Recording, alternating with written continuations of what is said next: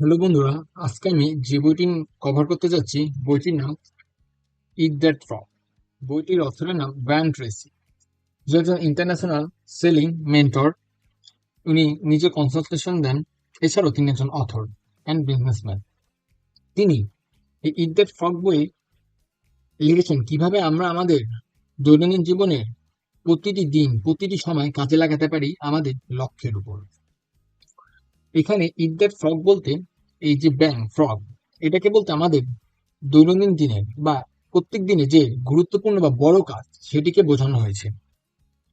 এই বড় কাজ বলতে এখানে হতে পারে বিভিন্ন কিছু। যেমন আপনি যদি একজন স্টুডেন্ট হন, এখানে আপনার কোনো হোমওয়ার্ক, স্কুলের হোমওয়ার্ক, স্যারের হোমওয়ার্ক, কোচিং এর হোমওয়ার্ক ইত্যাদি থাকতে পারে।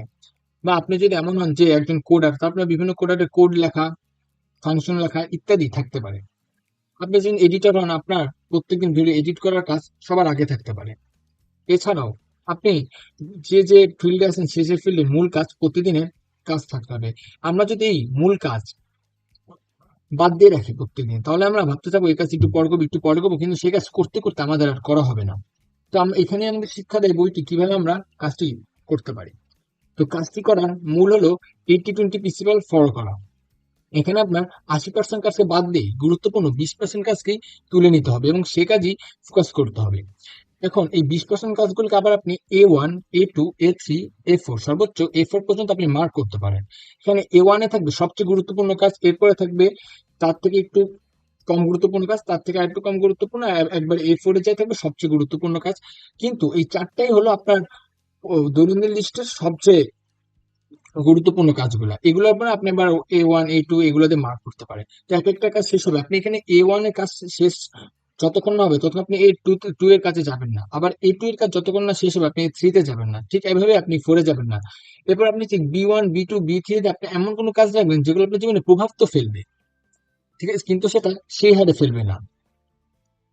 এরপর সি, C1, C2 এখানে থাকবে সেসব কাজ যেগুলো আপনার জীবনে কোনো প্রভাবই ফেলবে না বা আপনার জীবনে খারাপ প্রভাব ফেলবে, সেসব কাজ C1, C2 রাখবেন। এটা আপনি একটা কাগজে লিখে রাখবেন, তখন আপনি বুঝতে পারবেন না আমার এই C2 তে এসব কাজ করা যাবে না, আমাকে A1, A2 এসব কাজ করতে হবে।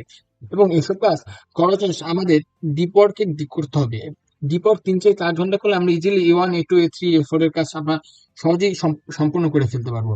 তখন আমাদের পরবর্তী দিনের যে গুরুত্বপূর্ণ কাজগুলো সেগুলো লিস্ট করে রাখতে হবে এবং পরবর্তী দিনের জন্য তা গুছিয়ে রাখতে হবে এবং পরবর্তী দিন একইভাবে আমাদের কাজটি শুরু করতে হবে।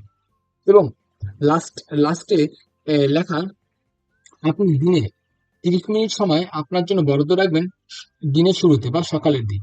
এই 30 মিনিট সময় আপনি আপনার দৈনন্দিনে কি করবেন, কিভাবে করবেন, কেন করবেন, তার কারণে করবেন, এতে আপনার উন্নতি কি হবে বা এতে আপনার অবনতি কি হবে সবই আপনার ভাবতে হবে। ভেবে দরকার হলে আপনার কাগজে লিখে রাখতে হবে এবং তারপর আপনার 30 মিনিট সময় এর পিছনে খরচ করে তারপর দিনটিকে শুরু করতে হবে।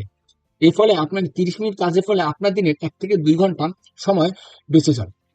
তো আশা করি আপনারা ভিডিওটি বুঝতে পেরেছেন এবং ভালো লেগেছে ভিডিওটি।